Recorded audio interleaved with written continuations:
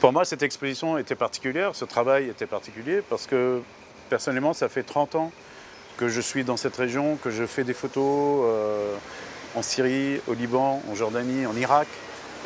Et je vois, ou parfois je fais des photos même, des gens qui travaillent sur l'aide humanitaire, sur le développement, sur plusieurs projets. Mais je n'avais jamais eu la possibilité d'aller les voir de plus près. Et avec cette exposition, avec ce projet, avec ce travail, j'ai pu le faire, j'ai pu aller voir plein de projets, passer du temps avec eux, raconter leurs histoires. Et ça, c'était vraiment fascinant. On est parti sur plusieurs projets Minka dans la région et on a décidé de voir ou de regarder des couples, des partenaires, des duos qui permettaient par leur travail ensemble de réaliser ces projets. Ce sont eux qui les font vivre. Et c'était ça qui était intéressant, c'était de voir comment ces duos qui n'étaient pas toujours évidents, parfois c'était des gens administratifs, parfois c'était des gens de terrain, comment ils travaillaient ensemble et comment ils permettaient au projet de réussir.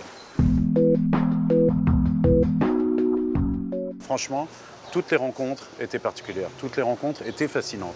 Ces gens qui ont décidé de changer de vie parfois, des gens étaient dans le privé, dans le tourisme, dans l'hôtellerie, dans la banque parfois, ont décidé de tout lâcher pour faire du développement, de l'humanitaire. C'est ça qui était intéressant, c'est ça qui était passionnant.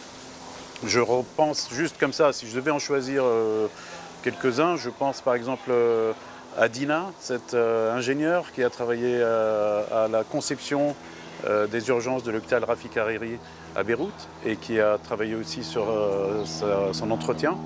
Et c'est quelqu'un qui finalement, au départ, c'est un ingénieur et puis petit à petit, par son travail, par sa rencontre avec le personnel de l'hôpital, devient très impliqué et on peut dire que ça a changé sa vie.